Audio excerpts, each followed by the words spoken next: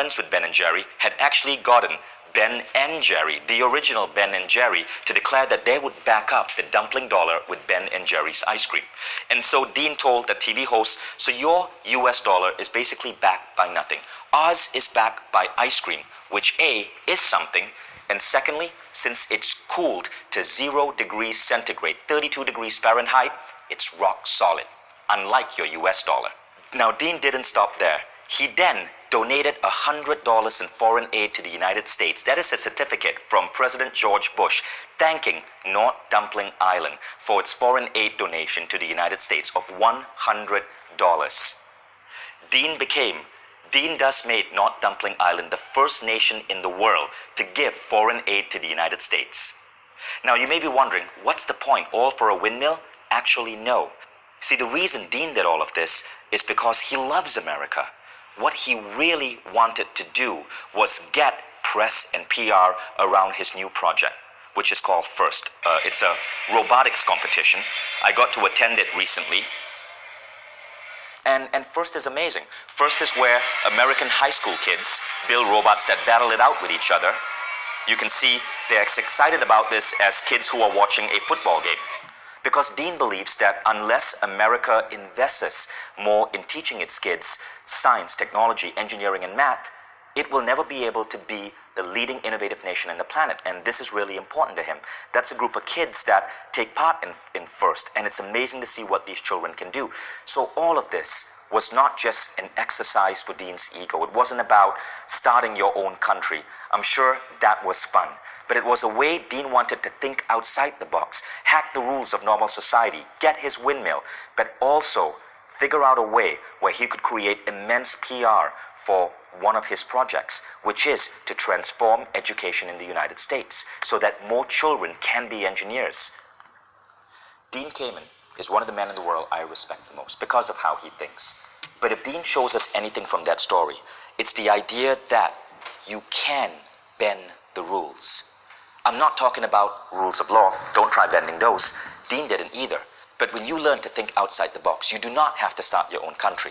But when you learn to think outside the box, you can make incredible things happen. And if you want to truly be one of those people that we call visionaries or creative thinkers or extraordinary folks, you have to be able to look at the rules and how society works right now and figure out what it is that you refuse to follow because it just doesn't make sense. So let's talk about bending the rules for a moment. And we're going to look at another really remarkable American inventor.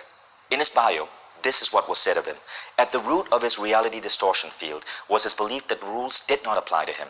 He had evidence for this. In his childhood, he had often been able to bend reality to his desires. He had a sense that he was the chosen one. He thinks that there are few people who are special like Einstein and Gandhi and the gurus he met in India, and he's one of them. Now that man was Steve Jobs. That was what Walter Isaacson said of Steve Jobs in his famous biography. This clip of Steve always gives me goosebumps. When you grow up, you tend to get told that the world is the way it is, and your life is just to live your life inside the world, try not to bash into the walls too much, try to have a nice family life, have fun, save a little money.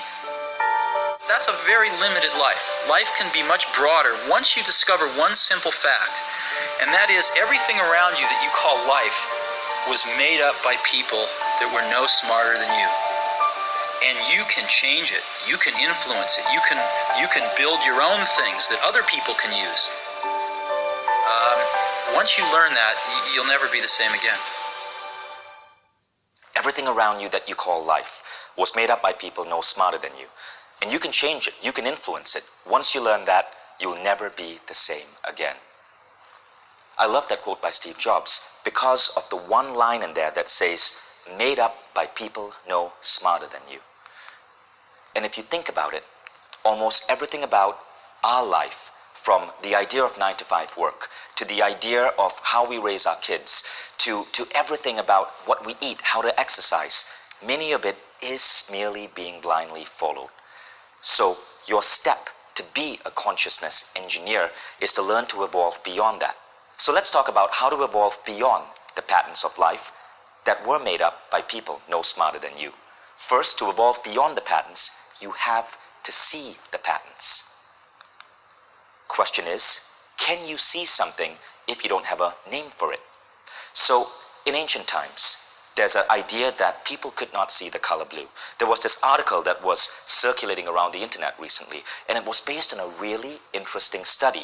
See, historians, scientists who were looking at ancient cultures noticed something weird. If you look at the ancient Chinese or the ancient Greeks, there's hardly any mention of the color blue in their literature. For example, even in Homer's Iliad, Homer doesn't refer to the Aegean Sea as blue. He calls it the wine dark sea. Isn't that odd? Wine dark rather than a color. So they wondered, is it true that ancient cultures could not see the color blue?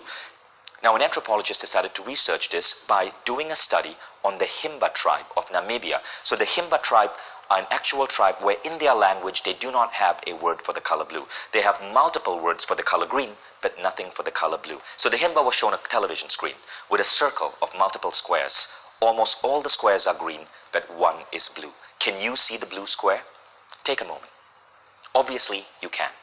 But to the Himba people, the tribe with no word for the color blue, they could not see that blue square. That blue square was essentially invisible to them. To them, it was just another type of green. But when the Himba was shown this image, this is a series of green squares. One of them, however, is a slightly unusual color of green. Can you see the unusual square? Well, to some of us, we might. To most of us, it might be hard. That's it. The Himba could instantly spot it out. So the question is, why couldn't the Himba see the color blue? They had no word for the color blue. Is that why it was invisible to them? If this study is true, it raises the interesting question, do you really see something if you don't have a word for it? So what we're going to do is give you a word so you can see the patterns. We'll give you words to see the patterns behind you, and then give you words to see the patterns ahead of you, new patterns that you can evolve into.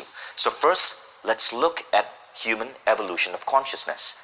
We start with humans. Hundreds of thousands of years ago, there existed multiple types of humans. Neanderthals, Homo sapiens, Homo erectus. One dominated, the Homo sapien. The Homo sapien dominated because it had words, it had language.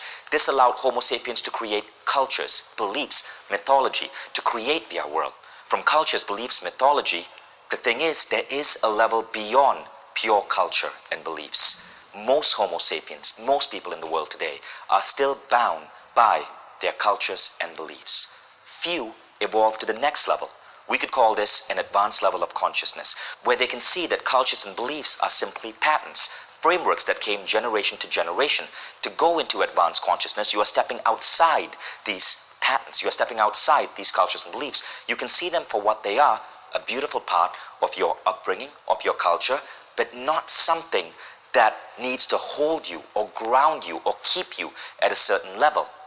If you became an engineer solely because you felt that was the right path to go, you are buying into a culture or belief that may not make any sense. Now, in the future, there may be other levels that evolve.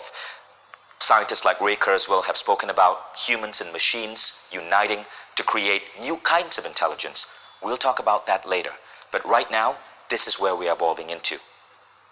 Cultures and beliefs to advance consciousness. When you learn the tools I'm about to give you in this webinar, you learn to step out of the matrix of cultures and beliefs which hold so many people back. But to begin, we have to give you a new word, a word to see the patterns, and that word is brule. A brule is a bullshit rule. That's it. Bullshit rule. And we create rules in every aspect of human society to adopt and simplify our understanding of the world. All nations have their rules. Some make absolute sense and are beautiful. Some are chains that absolutely weigh you down. Religion can have immense beauty, but also immense dogma that creates guilt and shame and restrictions. You could view these dogma as rules. Question is, if so many of these rules make no sense, why do we blindly follow them? The answer comes from evolutionary biology. Evolutionary biology hardwires us to be an animal that needs to socialize, that exists and works best in a tribe or a community. Now, in tribes and communities, knowledge is often passed down through beliefs, through aspects of understandings of the world. A scientist called Paul Marston calls this memetics and social contagion. Marston says, evidence shows that we inherit and transmit behaviors, emotions, beliefs, and religions, not through rational choice, but through contagion. When we are unsure of how to react to a stimulus or a situation, these theories suggest that we actively look to others for guidance, and then we consciously imitate them. That's so true about our world. So a lot of things about our life come from these beliefs that we are imitating. So if you're looking at rules, you could be going back all the way to 2,000 years ago and looking at rules in your culture or mythology or religion. We aren't going to do that in this training because those are so different for different people around the world. That is something you would do on your own. For the purpose of this training, what we are going to look at though are rules from the last 100 years. Rules that we have in our world today that come from an industrial age education model. One of the biggest areas of these rules, and to give you an idea of what to look for, would be the rules around your career. So I stated at the start of this webinar that in a recent study, almost half of people in America, 50%, are dissatisfied with their work. Let's look at why that happens, right? And let's actually look at one particular career which is incredibly important in America, but because of rules around that career leads to so much depression and pain. We're going to look at lawyers. I used to work in the legal industry. I was creating and working for a company that sold software to lawyers. So I was working in this company and I had to spend a lot of time on the phone talking to lawyers. One of the common trends which I noticed was just how depressed lawyers were. It was almost painful to see. Let's look at what happens and why have we created a world where hundreds of thousands of people go into an occupation where there's a 52% dissatisfaction rate. In the words of Martin Seligman, in a recent poll, 52% of practicing lawyers describe themselves as dissatisfied. Certainly, the problem is not a financial one. As of 1999, associates at top firms could earn up to $200,000 per year just starting out. So most lawyers are dissatisfied at their jobs. Yet, law schools in America produce hundreds of thousands of new lawyers every year. America has 5% of the world population, but 70% of the world's lawyers. Why does this happen? Let's look at the mindset of a college kid deciding to go into law, right? I was sitting with a friend of mine last night having drinks. His name is Gavin. Gavin studied law for 5 years. In his 5th year, he remembers himself, and he was telling me last night, he was sitting at a lecture hall, and the professor told him, you guys need to brace yourself for depression. You are not going to be happy doing this job, but you must do it. And that's when Gavin decided to walk out of that auditorium, quit his degree, and instead he became a writer. And he was telling me how much happier he is right now. He just wishes he had the guts to quit earlier. So let's look at the mindset that people like Gavin sometimes get trapped into. So like many of you, I grew up in the 1990s. I was a child of the 90s. You probably remember TV shows, LA Law, Ally McBeal, TV shows that glamorize law. So kids watching these TV shows all of a sudden have an idea in their head of what law might be like. They don't research it. They don't look at the real world. It's just an idea. Kids go to college. In America, like me, many people go to college with no idea of what they were going to study. I at least knew I was going to do computer engineering. But while at college, many kids have yet to choose their degree. Now, influenced by what they see on television, they decide that law might be good. Now, they've bought into a rule that the point of education is not necessarily to have fun, to learn what gives you passion, but to brace you for a career where you will toil and slog, but at least earn a wage. And so many people study law, like Gavin, hating what they are studying, but doing it because they feel that is the only way they can be a decent contributing member of society. So you work your butt off trying to get good grades so you can get into law school. If you don't make it to law school, you feel sad. If you do make it to law school, you again have to study and work your butt off, going through paper after paper, exam after exam, so that you can get good grades and maybe get accepted in a partnership firm. Now, when you get accepted as a partner, and maybe get accepted in a firm. When you get accepted into a firm, congratulations. You have now theoretically succeeded. You are in what is now the highest paying career in America. 200 grand a year for just someone starting out. But odds are you're going to be miserable and you're going to be depressed. And that's why so many people drop out of law. Yet they waste hundreds of thousands of dollars. They waste years of their life pursuing it anyway. Like me, they fell into a trap. They believed that there was only one operational manual for living in the world. To me, it was I had to be an engineer even though I hated mathematics. To them, it is they had to be a lawyer because it was the highest paying career. They would gain respect, failing to see just how sad they would be because they failed, like Gavin, to pursue their true passion, whether it's writing or travel or something else. I went from being an engineer to being a meditation instructor, and people told me you cannot make money teaching meditation. Meditation instructors, that's a part to being broke. I didn't. I'm worth a lot. Because I became a meditation instructor, I simply could see that buying into the standard rules of society isn't the optimal part. So the first step is you must see that the rules that society says you have to follow to get from here to there often make no sense. But millions of people blindly follow these rules anyway. Let's look at some of these rules. What rules are you buying into right now? Let's look at common rules regarding life. Every woman needs a man. I know many women, I have many female friends who are in their 40s or 50s who are single, and when I'm talking to them, they are sad because they haven't yet found the perfect man. But who in the first place says that at the age of 40 or 50 you need to be in a long-term relationship? Another rule, aging is a part of life. I know people who look like they have truly aged at the age of 60.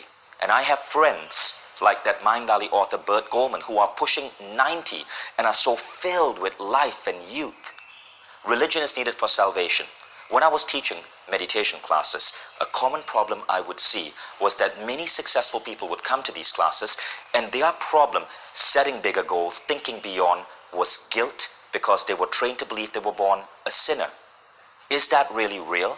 Or was that simply an indoctrination process that emerged historically in the church, which we are blindly following today? Males and females need different job roles. There are ideas out there that say that women are better at roles which involve relationships and psychology. That's why there are more nurses, there are more kindergarten teachers who are women. Men are better at roles that require engineering or math or science. Is that true? When I was with Dean Kamen, observing teams of teenagers competing in the robotics competition at First Robotics, one of the things that struck me was how in almost all these teams there was a healthy gender balance. 50% of these kids who were building robots were women. So where does that rule even come from? Love is painful. So many of us go through heartbreak at some point in our life, and then we take on a rule that says that I need love, I need someone else, you complete me. One of the biggest rules of all time. But because they experience heartbreak with loved ones, they create a rule in their head that love is necessary, but it is going to be painful. Now let's look at rules in work. The pursuit of money is wrong. The idea that to be rich is somehow wrong or bad leaves so many people stuck in poverty. Success equals hard work. This is one of the rules I believe in my early years, that I had to work and slog it out and be under stress to be successful, because that's what those other guys who work 70 to 100-hour weeks were doing. Not true anymore. I have more success now, and I feel like I'm never working because I genuinely love what I do. Another rule, working 9 to 5. At Mindvalley, we have no set holidays. We have no set working hours. People simply work when they want to work, and it works for us. So why do so many companies still operate based on industrial age punch card models? Be realistic in your goals. There's even a whole goal setting methodology called SMART goal setting, S-M-A-R-T. The R in that stands for realistic. Yet most of the extraordinary people in the world I've met never set realistic goals. They set wildly unrealistic goals and then figure out how to get there.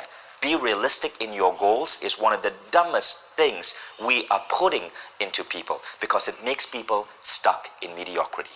We need college degrees.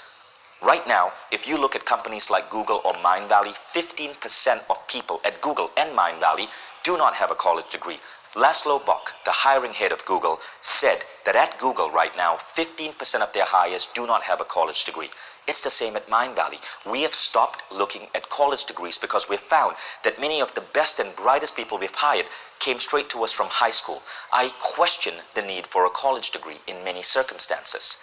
All of these are rules. If you have your workbook open, circle any of these items that you feel you might be blindly accepting as essential in life, but that you might want to question. So how do you identify your rules? I've given you 10 common ones, but there are hundreds of rules out there, and everyone will have their own rules based on how they grew up, or their upbringing, or their culture, or their society. One of the fundamental ways to identify a rule is to look at it from this point of view. Is what you believe relative truth or absolute truth? This comes from the work of Ken Wilber. If what you believe to be about the world is absolute truth, it means every culture, every society, every human being agrees that this is real. Parents must take care of their children. That's absolute truth. Across all human society, people agree that parents must take care of their children when these kids cannot take care of themselves. Relative truth might be a particular way of prayer, or a particular way of respecting God, or a particular way of eating, or a particular way of going into a love relationship, because different cultures see it differently. Here's the key point. The only reason we see it the way we do, the only reason we drink water while the Achua people drink chicha, is because that was our upbringing. It is not because of rational choice. So when you understand that almost every aspect of what you believe to be true, whether it's an aspect of your religion or how you see work or your ideas of marriage, it is not absolute truth. It is there only because you were the product of your culture, your religion, your society, your era. And you can change that, because many of these things were not developed through rational choice or scientific studies or optimized thinking. You can change that. So here are 5 questions to ask about your beliefs to see if these are supporting you and pushing you forward, or if these are rules. The first is that belief based on trust and hope in humanity? Is the belief based on the idea that human beings are fundamentally good or fundamentally bad? Beliefs which are based on the idea that human beings are fundamentally bad are almost certainly rules. Beliefs such as women need to dress and cover up in a certain way, because if not, they are enticing men. What is that? That is a belief based on the idea that human beings, men, are fundamentally bad, and women are also fundamentally bad because they are seducers. That is a rule. And as we evolve as human beings, we need to discard beliefs like that. Does it serve your happiness? Beliefs that say that you have to toil and slog 80, 90 hours a week because that is what career success means in your industry is fundamentally a rule. We are here to be happy. And if you do things which are not creating happiness, you are failing at the essential aspect of life itself, which is being here as a soul, having this beautiful human experience and being in bliss and happiness. Does it serve your happiness? Number 3, does it violate the golden rule? Does this rule cause you to do something to someone else that you would not want them doing to you? For example, in corporations, rules on how many companies treat their workers violate the golden rule. If you were to take that CEO or boss and put him in the place of that worker, he probably would not want to be subject to 0 compulsory days of maternity leave if this was America, or firing policies, or hiring policies, or privacy policies. The golden rule is an important indicator of what is a rule. Number 4, did you take it on from culture or religion? Oh, this is a big one, and this is a dangerous one. So I'm not going to go deep in there, but you know what I'm talking about. Are you blindly following things to make your grandparents or your parents happy? Things which you feel uncomfortable with, which are restricting your way of life. Is it because someone has told you that you fail a morality test or you're not moral if you do not follow this? One of the authors we have in our consciousness engineering program, Sal Misadora, says it this way. Morality is simply people saying, I am better than you because my chains are bigger. There's this. So ask yourself, this thing that's restricting me, that's making me uncomfortable, that's holding me back, am I following it simply because I'm the product of my culture or religion, and if I chose not to follow it, I disappoint my parent or my grandparents? And finally, was it based on rational choice or imitation? Did you actually think about this? Did you become a lawyer because you genuinely loved studying for the LSAT? You genuinely love defending criminals, which you might sometimes have to do if you're a lawyer? Or did you become a lawyer because you saw it on television and everyone else told you it was a great idea and a great career path? Imitation or rational choice? Now, when you apply these 5 questions to aspects of your life, you start to see if you could be having rules which are holding you back. See, so many people buy all these personal growth books. They go through all of these courses, and that's good because it helps you wake up. But they forget that their growth is slowed down because they are carrying chains. They have these weights around them, and they stubbornly accept these chains as parts of them. Rules are not part of you. Your religion, your culture, they do not make you you.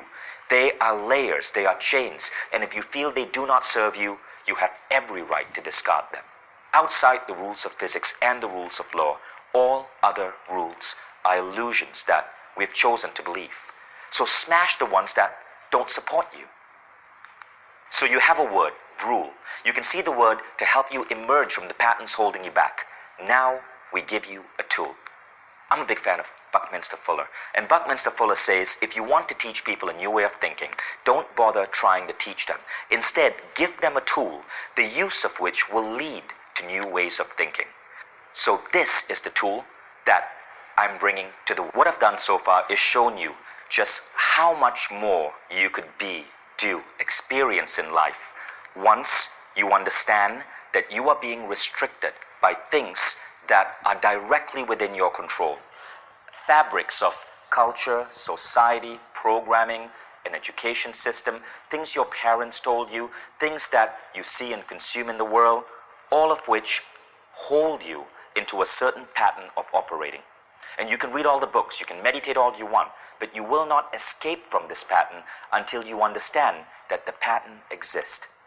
Now, we're going to give you the tool to help you escape. And that tool is called consciousness engineering.